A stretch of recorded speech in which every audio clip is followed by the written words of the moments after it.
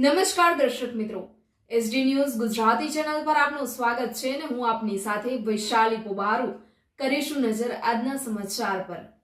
ઝઘડિયા ભરૂચથી ઝઘડિયાના 24 વર્ષીય યુવકનું અંધાર કાસરા જવાન રોડની સાઈડમાં આવેલ અભાવરૂ જગ્યાએથી મૃતદેહ મળતા ચકચાર મચી ગયો છે।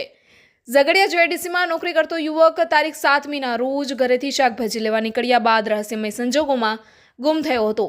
ભરૂચ જિલ્લાના ઝઘડિયા ખાતે નવીનગરીમાં રહેતા એક 24 વર્ષીય યુવકનું આજરોજ કુંવરપરા ગામની સીમમાંથી મૃતદેહ મળ્યો હતો। આ અંગે મળતી વિગતો મુજબ ઝઘડિયા નવીનગરી ખાતે રહેતો અનિલભાઈ નટવરભાઈ વસાવા નામનો 24 વર્ષીય યુવક ઝઘડિયા જેડીસીની એક કંપનીમાં કોન્ટ્રાક્ટ બેઝ પર નોકરી કરતો હતો। તારીખ 7મીના રોજ યુવકના પિતા નટવરભાઈ ભીખાભાઈ વસાવા સવારના ઝઘડિયા 3 રસ્તા પર મજૂરી કામે ગયા હતા। તેમના પુત્ર અનિલે હાલ પીએફ ઉપાડવા કંપનીમાંથી રજા લીધેલ હોય તે ઘરે હતો। ત્યારબાદ સાંજના 7 વાગ્યે નટવરભાઈ ઘરે આવ્યા હતા।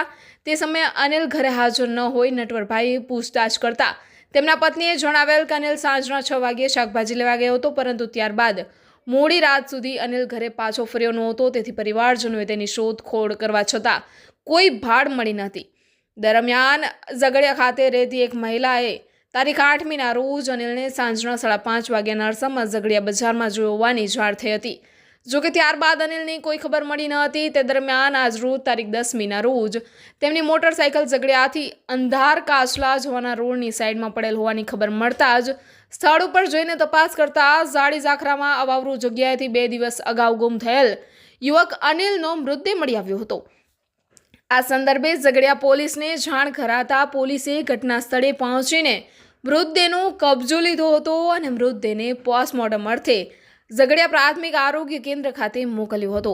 ઘટના સંદર્ભે મૃતકના પિતા નટવરભાઈ ભીખાભાઈ વસાવાની ફરિયાદ મુજબ ઝઘડિયા પોલીસે કાયદેસરની કાર્યવાહી હાથ ધરી હતી। ઝઘડિયાના શાકભાજી લેવા ગયેલ અને ત્યારબાદ રહસ્યમય સંજોગોમાં ગુમ થયેલ યુવકનો 3 દિવસ બાદ સીમમાંથી મૃતદેહ મળતા પંથકમાં ચકચાર મચી જવા પામ્યો છે।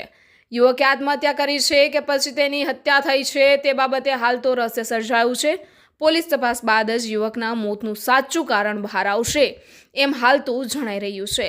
Reporter Jayesh Prajapati, SD news Gujarati, Jhagadia.